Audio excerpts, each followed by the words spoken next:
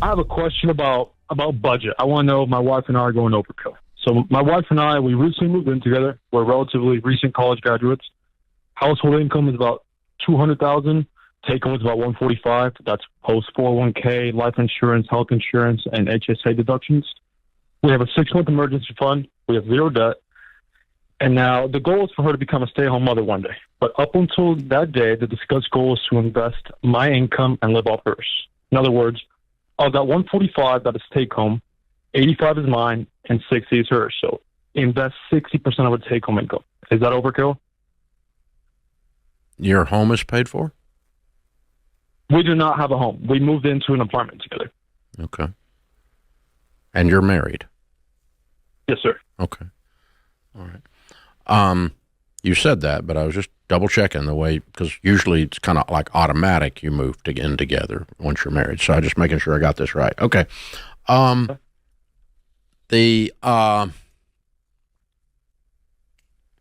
Okay. So the way I would look at this, the way I look at things is based on the data that I have of the studies that we've done and the people that we have worked with over the last 30 years that have built wealth.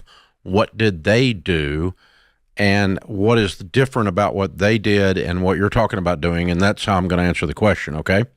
So in other words, as we studied 10,000 millionaires, how many of them did what you did? Lived in an apartment, did not buy a house, watched their rent go up every single year, which you can 100% count on rent going up your entire life as long as you rent every year.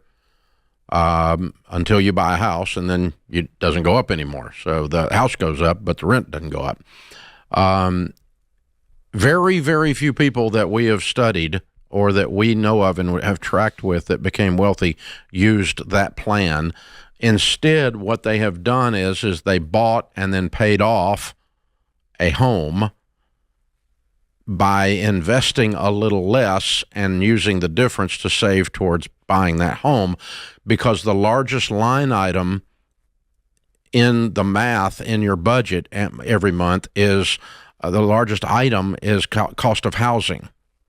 And when the largest line item is rent and it goes up every single year, your largest item is out of your control and it's going up every year. When you fix it by buying and then you pay that house off, what we find is that we find 15 years from today, 14, 12 years from today for you, you have a net worth of $1.5 million, 500 or 600 of that is a paid off house, and 600 or 700 of that is in your 401ks and your Roth IRAs. And so I'm going to lead you that direction rather than this intense saving. Obviously, let me tell you what you are doing very, very well.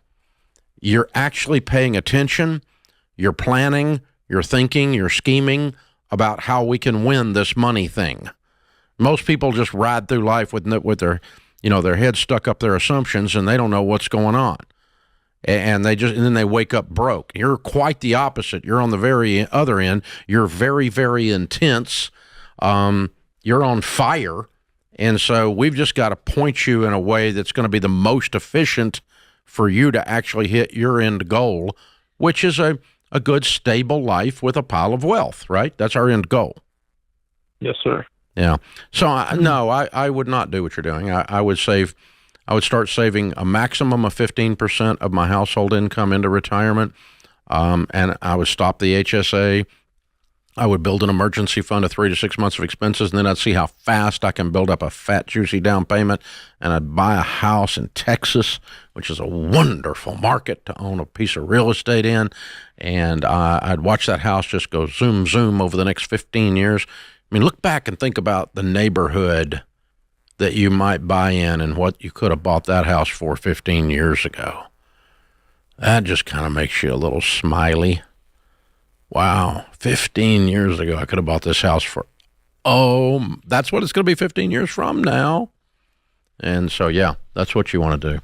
Yeah, and I would just encourage you, Daniel, there's zero chance that the guy we're talking to right now is going to not be able to live below your means. You're going to win. So when she becomes a stay-at-home mama, I promise you this. Dave will tell you I'm You're right. going to win. She's going to want a house.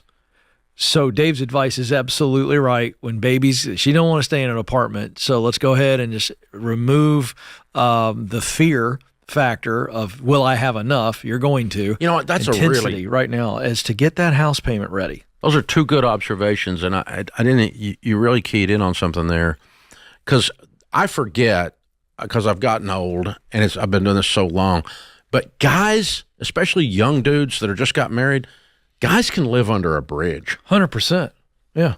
You know, if we weren't married, other guys, we would not be inside. Right. I mean, it's like, and ladies, you know, they come along and they go, no, it's warm in here, it's cool in here. Yeah.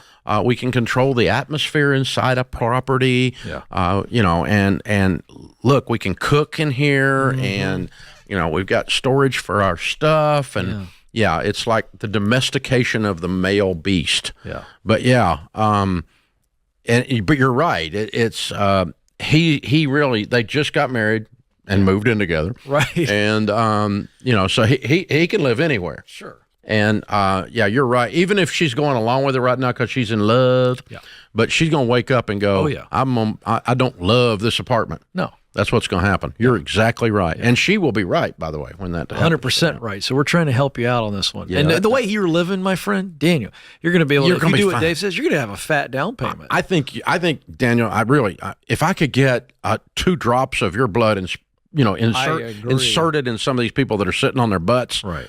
You're way on your way. You're going to be great. Oh, yeah. You're not going to be a broke guy, because you're actually paying attention. Yep. You're willing to do stuff. You're willing to go extreme, and you're going to win.